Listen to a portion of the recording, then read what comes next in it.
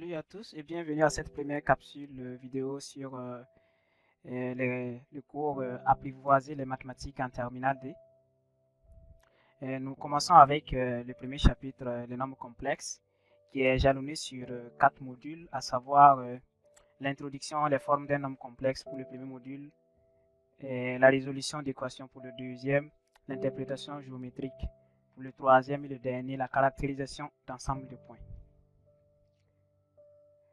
Alors, nous commençons avec le premier module.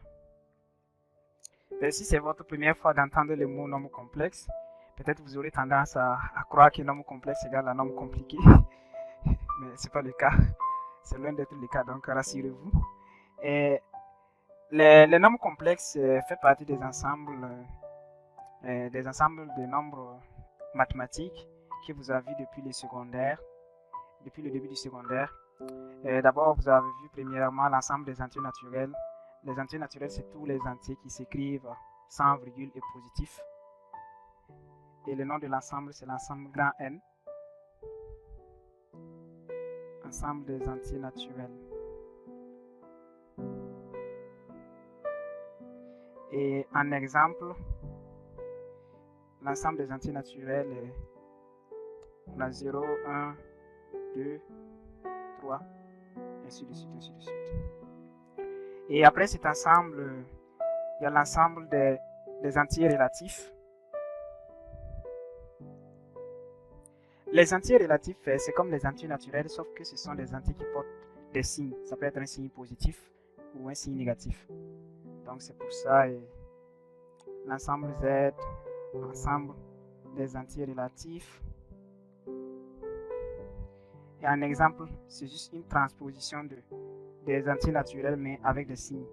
Donc on peut avoir ici moins 3, moins 2, moins 1, 0, et plus 1. Comme c'est plus, on n'a pas besoin de mettre le plus. 1, 2, 3, ainsi de suite. Et après cet ensemble, là maintenant, il y a l'ensemble des entiers qui portent des virgules, c'est-à-dire les décimaux. Et le premier ensemble, c'est l'ensemble grand D.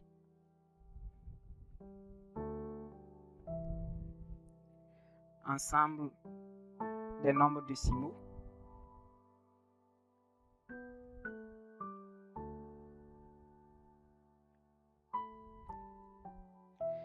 L'ensemble grand D concerne tous les nombres à virgule, mais qui ont un nombre fini de virgule, parce qu'il y a des nombres mathématiques qui n'ont pas une limite des chiffres après la virgule. Donc, fait que l'ensemble des nombres décimaux, ça concerne uniquement les décimaux qui ont un nombre fini de chiffres après la virgule. Par exemple, on a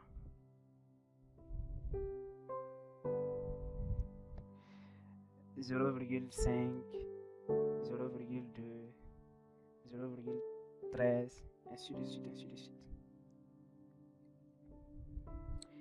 Et un autre ensemble qui concerne les décimaux encore, mais sauf que là c'est l'ensemble grand Q. L'ensemble grand Q, c'est l'ensemble des rationnels.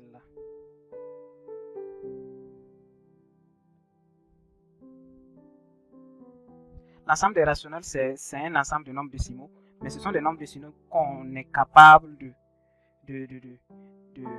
représenter sous forme de quotient de deux entiers relatifs, c'est-à-dire sous la forme A sur B. En exemple, on a 1 demi, 3 quarts, ainsi de suite, ainsi de suite. Il y a les ensembles des rationnels, tout simplement parce qu'il y a un ensemble des irrationnels. Les irrationnels, ce sont les nombres qu'on ne peut pas représenter sous forme de quotient. Par exemple, racine de 2, on ne peut pas le représenter sous forme de quotient parce qu'on n'aura jamais un chiffre, un nombre limité de chiffres après la virgule. Ou bien E exponentiel. On ne peut pas le représenter sous forme de quotient. Après cet ensemble, il y a un autre ensemble qui englobe tous les ensembles qu'on vient de citer, que ce soit l'ensemble N, l'ensemble Z, l'ensemble D, l'ensemble Q.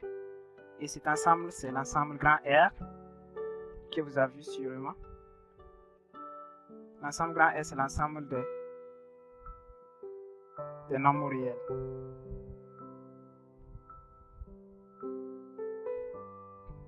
Et les nombres réels, ça inclut les entiers positifs, les entiers négatifs, et les décimaux, les rationnels, les irrationnels, et ça inclut vraiment pas mal de nombres mathématiques.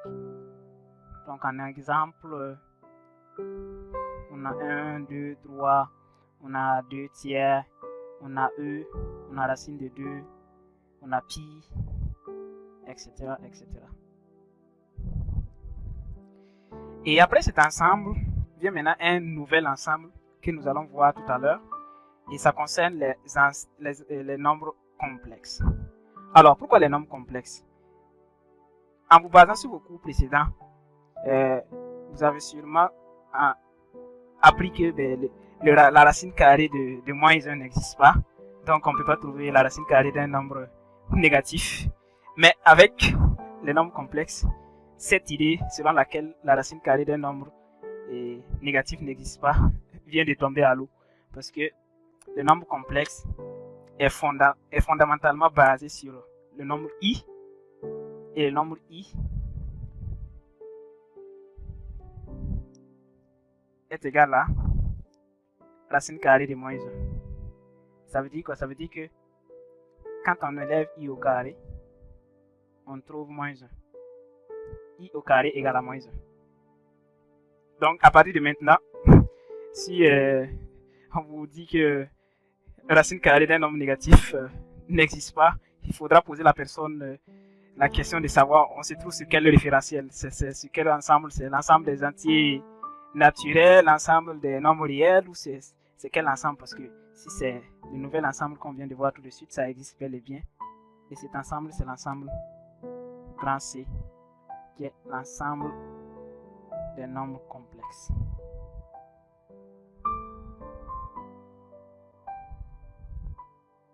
Comme je le disais au départ, un nombre complexe ne veut pas dire nombre compliqué, c'est juste vraiment un terme pour parler du nombre i, parce que imaginaire, parce que c'est imaginaire.